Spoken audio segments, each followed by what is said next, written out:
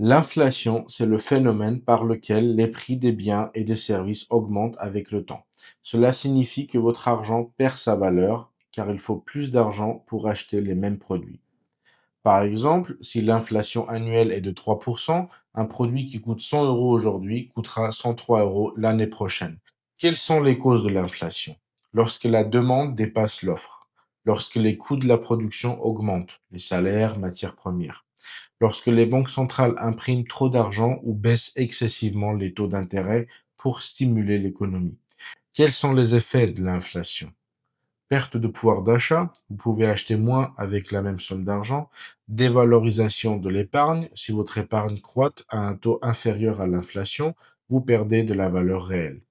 Exemple, si votre épargne rapporte 2% par an, mais que l'inflation est de 3% par an, votre pouvoir d'achat diminue de 1% par an. Sur le long terme, l'inflation a un effet cumulatif. Par exemple, une inflation de 3% pendant 10 ans réduit la valeur réelle de 10 000 euros à environ 7 500 euros, même si le montant nominal reste inchangé. Hausse des taux d'intérêt. Les banques centrales peuvent augmenter les taux pour freiner l'inflation. Exemple récent, le Covid, entre 2020 et 2021, les États-Unis ont imprimé 6,5 trillions de dollars, soit près de 40% de toute la masse monétaire existant à ce moment-là. Résultat, le taux d'inflation est passé de 1,81% en 2019 à 8% en 2022. Comment se protéger contre l'inflation? Première façon, investir dans des entreprises internationales. Historiquement, les actions sur les longs termes battent l'inflation. Les fonds indiciels permettent de suivre le marché avec une croissance généralement supérieure à l'inflation. Deuxième façon, investir dans l'immobilier. L'immobilier est souvent un bon rempart contre l'inflation. La valeur des biens et des loyers tendent à augmenter avec le temps, permettant de conserver, voire d'augmenter votre pouvoir d'achat.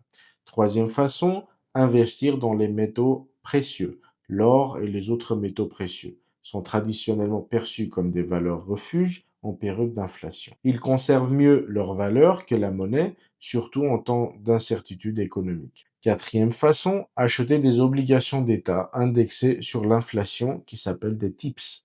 Ce sont des titres publics conçus pour protéger contre l'inflation.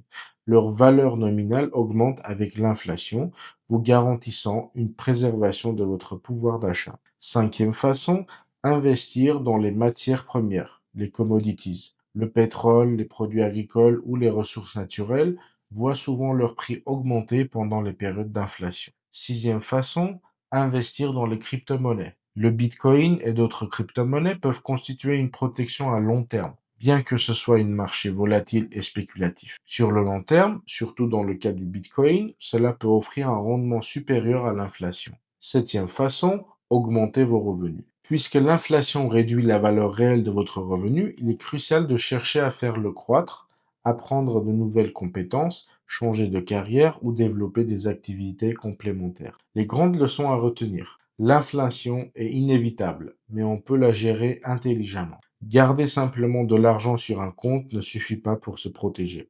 Il faut investir dans des actifs qui battent l'inflation pour préserver votre patrimoine. Et maintenant, qu'est-ce que c'est la déflation? La déflation est le contraire de l'inflation. Les prix de biens et des services baissent avec le temps. Cela peut sembler bénéfique, mais ses effets sont souvent néfastes pour l'économie. Les consommateurs et les entreprises dépensent moins à cause d'un climat économique incertain. L'offre est supérieure à la demande, ce qui fait baisser les prix. La banque centrale réduit la masse monétaire ou augmente fortement les taux d'intérêt. Les effets négatifs de la déflation, alourdissement de la dette, puisque l'argent vaut plus et les dettes deviennent plus coûteuses à rembourser. Ralentissement économique, les consommateurs reportent leurs achats en espérant de prix plus bas, ce qui ralentit l'activité. Perte d'emploi, les entreprises réduisent leurs coûts, y compris les salaires et les effectifs. Exemple, Grande Dépression des années 1930 aux États-Unis, baisse des prix accompagnée d'un chômage massif. Au Japon, dans les années 1990, une décennie de stagnation économique et de déflation. Inflation ou déflation? Laquelle est la pire? Les deux peuvent causer des dégâts, mais la déflation est souvent plus dangereuse, car elle peut entraîner un arrêt de consommation, une augmentation du chômage, une spirale économique négative difficile à enrayer. Comment se protéger à la déflation? Conservez du cash. Sa valeur augmente en période de déflation. Investissez dans des secteurs peu sensibles aux variations de prix. Évitez de contracter des dettes car le poids réel augmente. Et l'hyperinflation dans tout ça. L'hyperinflation est une inflation extrême, incontrôlée, où les prix augmentent de plus de 50% par mois.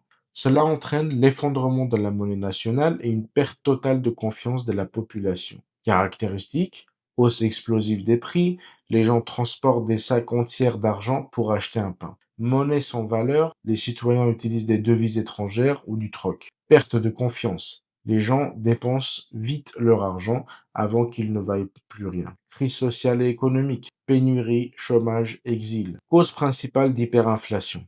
Impression massive de monnaie pour financer les déficits. Instabilité politique, corruption, mauvaise gouvernance.